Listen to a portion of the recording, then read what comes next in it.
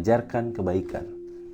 Ini kisah seorang ibu yang belajar di luar negeri dengan membawa ketiga anak laki-lakinya. Di tempat barunya itu, anak-anak berinteraksi dengan beragam agama dan kepercayaan. Suatu ketika, anaknya yang berusia 7 tahun berkata bahwa ia ingin pindah ke agama temannya. "Islam ada nerakanya, aku ingin masuk agama yang peace," ujar anak itu sambil mengacungkan tangannya yang maksud simbol dari kata damai. Rupanya anak itu tergoda dengan penjelasan temannya yang mengatakan bahwa di dalam agamanya tidak mengenal kata dosa. Kalaupun pernah salah bisa ditebus dan diampuni. Lalu si ibu berusaha menjelaskan bahwa Islam sesungguhnya adalah agama yang peace, berasal dari kata salama yang artinya damai.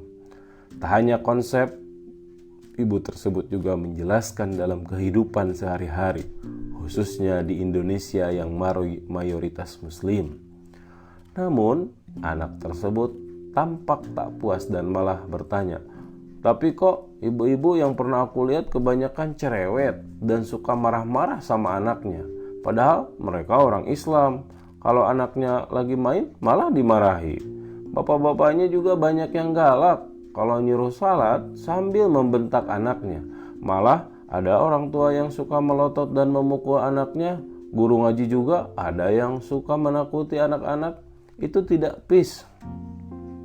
Anak tersebut menunjukkan realitas yang sebaliknya, bahwa orang tua yang agamanya lain itu selalu memanggil anaknya dengan lemah lembut kalau hendak pergi ke tempat ibadah. Bahkan sang anak pun kagum karena sang ayah tidak berteriak memanggil dari seberang taman, namun menghampiri anaknya dan memeluknya agar pulang ke rumah dan bersiap-siap menuju ke tempat ibadah. Mereka berpakaian rapi dan wangi, wajahnya ceria, lalu melambaikan tangan ke anak tersebut. Dan yang lebih menyenangkan menurut anak itu, bahwa setelah pulang beribadah, temannya mendapat kue yang enak. Kisah nyata di atas mengajak kita untuk merefleksikan diri, wajah Islam seperti yang kita tampakkan pada anak kita. Mungkin kita banyak menyejali anak kita dengan ceramah tentang nilai-nilai Islam, namun dengan cara yang jauh dari nilai keikhlasan, kesabaran, kelembutan, cinta kasih, dan kegiatan yang menyenangkan bagi anak. Mungkin masih ada sekolah Islam yang memberlakukan aturan dengan kekerasan, hukuman dijalankan dengan cara yang tidak tepat.